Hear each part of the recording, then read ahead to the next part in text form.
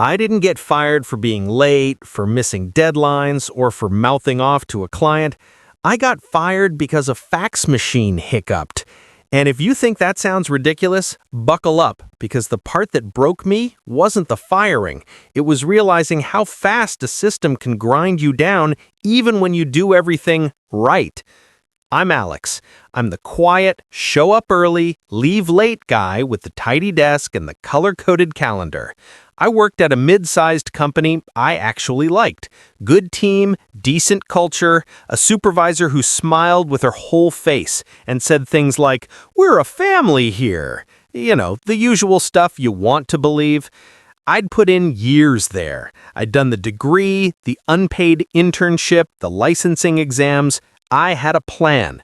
Then my body threw a curveball, a major medical issue that knocked me out of commission, doctor's orders. When I told my supervisor, let's call her Ms. Carter, she didn't blink.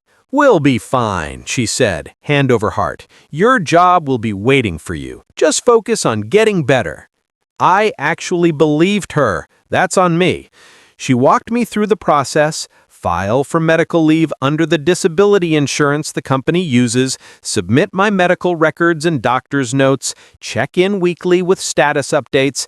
I did it all. I called the doctor's office, spoke to a kind woman named Naomi at the front desk, and she said, "We'll fax everything over to the insurer today."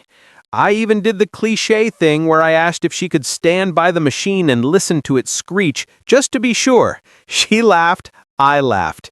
It felt like one of those bureaucratic headaches you get through with a little patience and a lot of paperwork. A week later, I log into the insurer's portal and see a big red stamp. Denied. I call. "Hey, that's got to be a mistake. My doctor faxed everything." The guy on the phone sounds bored enough to be horizontal. "We got your medical file. We did not receive the doctor's notes." "What do you mean you didn't receive them? They sent them together." "Sir, we only have the medical file. Once we get the notes, it's basically guaranteed. Have your doctor fax the notes." So I call Naomi. "Hey, sorry, but they said they didn't get the notes." "Oh my God," she says. "I separated the file because it was too big and sent the notes right after. I'll send them again, right now." I hang up feeling okay, annoyed, but okay. It's a technicality, the kind of hiccup that gets fixed with one more call. 2 days later, my phone rings. It's Ms. Carter. "Can you talk?" "Sure," I say, propping myself up with a pillow because sitting is a full body negotiation at this point. "What's up?" There's a beat of silence that puts a pit in my stomach. "I'm calling to let you know we're terminating your employment for unexcused absences." I laugh because I think I misheard her. "Unexcused absences? I'm on medical leave." "Your disability claim was denied," she says, voice gone corporate. "Without an approved claim, your absences are unexcused." "It was denied because a fax didn't go through. I told the insurer once the notes are received, I'm approved. They're sending them again." "Alex," she says, and her whole face smile is gone. "The decision is final." I don't remember everything I said next. I remember the way my chest burned and my hands went numb. I remember trying to keep my voice level and not succeeding. "You told me my job would be here. You told me to focus on getting better. I gave you updates. I have doctor's notes." She says, "I understand you're frustrated." Those 5 words that are designed to make you feel insane, but we have policies to follow. "Your policy is to fire a sick person because a fax failed?" "Alex," she repeats, and I hear the final click in her voice, "there's nothing we can do."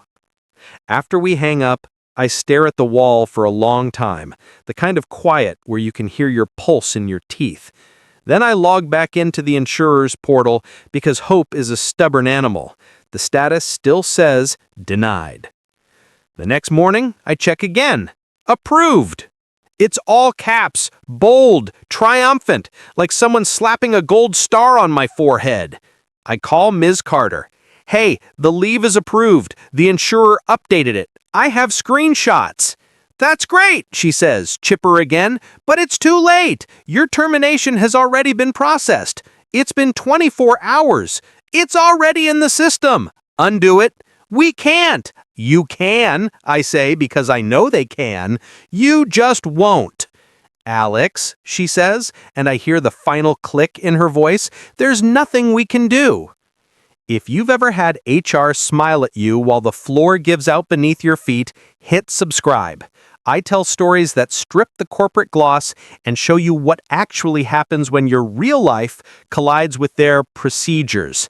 And if you're going through something like this right now, you're not alone. I pivot to survival mode. I apply for unemployment because that's what it's there for, right? Safety net. I complete every step every week like clockwork. I certify my job search, track the job applications, keep a spreadsheet like it's a second religion. No payout. Not a single dollar. I book an appointment with a state unemployment specialist. We sit in a windowless office that smells like old carpet cleaner. She's all business and kind eyes. She says, "Your claim was denied," she says, gentle but blunt. "It shows you were terminated for unexcused absences." I slide the approval screenshot across the table like a playing card. "My medical leave was approved. They fired me during a temporary denial and then wouldn't reverse it." She sighs in a way that tells me she's seen this movie before. "You can appeal." "So if I explain, I'll get it?"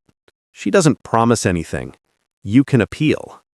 I file the appeal. I gather everything: the approval notice, the email chain where I checked in, the times and dates of every call. I even write out a timeline so clean a judge could eat off it. A week later, I get a notice for a phone hearing. It's me on one line, an officer on another, and a company representative whose name I've never heard. The rep sounds like an actor reading off a teleprompter. The employee was terminated for unexcused absences due to a denied disability claim. I jump in. The claim was approved the next day.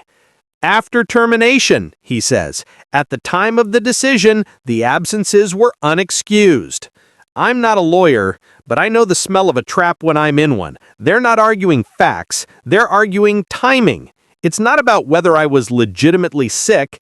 It's about whether they can point to a moment in the calendar and say, "Aha, here's a box we can check to make you disposable." A week later, the verdict arrives. Appeal denied. I read the letter 3 times. It says in official language that I do not qualify for unemployment because I was terminated for unexcused absences. It doesn't matter that the unexcused part evaporated 24 hours later. It doesn't matter that I had doctor's notes. The system stamped me with a label and walked away. Meanwhile, the job hunt begins. Hundreds of applications, tailored resumes, cover letters that manage the tightrope walk between honest and desperate. And then the question you can feel coming in every interview, casual as a handshake: "Can we get a supervisor reference from your last position?" I try an honest line. "I can provide peer references and client feedback, but my supervisor and I had a complicated exit due to medical leave paperwork." It lands like a stone in a pond. The surface ripples. Everyone pretends not to notice the thing sinking to the bottom. One recruiter is less delicate.